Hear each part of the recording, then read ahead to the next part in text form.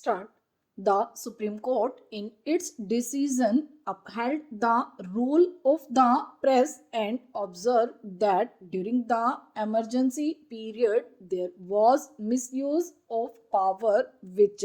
led to press censorship. The Supreme Court then quashed the re-entry notice dated 10th March 1980 as also other actions contemplated by the then government.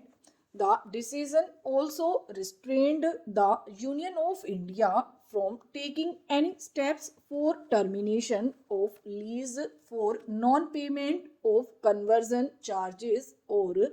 otherwise for the construction of the building till the final determination of the amount payable by a civil court.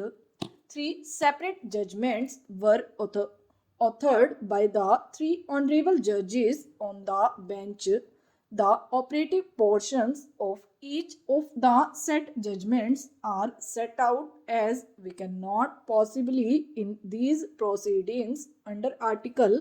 32 undertake an adjudication of this kind, but I am quite clear that Respondent 5, the Land and Development Officer, having already indicated his mind that the amount of conversion charges would be more than rupees 330 crores, it would not subserve the interests of justice to leave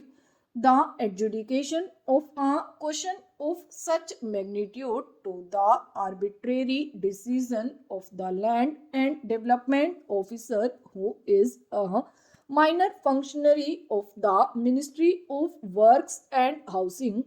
We were informed by Shri Sinha, Learned Counsel for Respondent 1, the Union of India, that the central government were contemplating to undertake a legislation and to provide for a forum for adjudication of such disputes.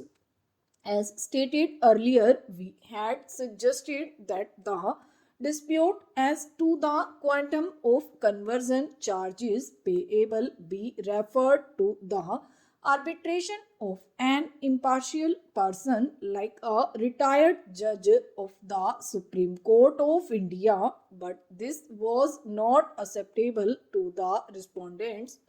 The Union of India may in the contemplated legislation provide for the setting up of a tribunal with a right of appeal may be to the district judge or the high court to the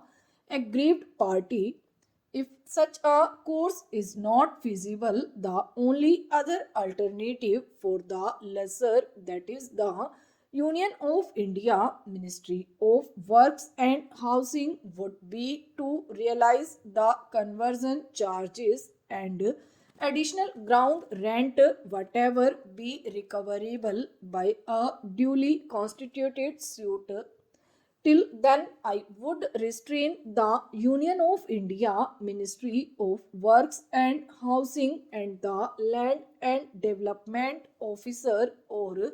any other officer of the ministry from taking any steps for termination. For these reasons, I would therefore, for my part, quash the impugned notices. The result, therefore, is that these petitions under Article 32 of the Constitution must succeed and are allowed with costs. The notice issued by the Engineer Officer, Land and Development Office purporting to an act on behalf of the Government of India Ministry of Works and Housing requiring the Express Newspapers Private Limited to show cause why the lesser, that is the Union of India Ministry of Work and Housing, should not re-enter upon and take possession of plots numbers 9 and 10 Bahadur Shah Jafar Marg, New Delhi, together with the express buildings, built their own under Clause 5 of the Indenture of Lease dated March 17, 1958 for alleged breaches of clauses 2 within bracket 5 and 2 within bracket 14 thereof, and the earlier notice issued by the zonal engineer city zone municipal corporation Delhi requiring them to show cause why the aforesaid buildings should not be demolished under sections 343 and 344 of the Delhi Municipal Corporation Act 1957 are quashed. It is declared that the construction of the new express building on the residual portion of 2000 square yards on the western side of plots numbers 9 and 10 Bahadur Shah Zafar Marg with an increased FAR of 360 with a double basement for installation of a printing press for publication of a Hindi daily newspaper was with the permission of the lesser, that is the Union of India Ministry of Works and Housing, and did not constitute a breach of clauses 2 within bracket 5 and 2 within bracket 14 of the lease deed. It is directed that the respondents, particularly the Union of India Ministry of Works and Housing, the Delhi Development Authority and the Municipal Corporation of Delhi, shall forbear from giving effect to the impugned notices in the manner threatened or in any other manner whatsoever. It is further directed that the Union of India Ministry of Works and Housing shall enforce its claim for recovery of conversion charges by a duly constituted suit or by making a law prescribing a forum for adjudication of its claim. It is also directed that the Municipal Corporation of Delhi shall compound the construction of the double basement of the new express building, the excess basement beyond the plinth limit, and the underground passage on payment of the usual composition fee.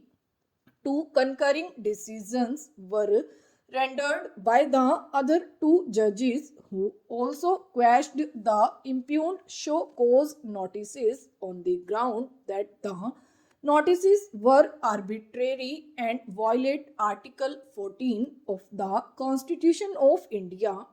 The operative portion in the decisions of the other two judges on the bench are set out below. Stop.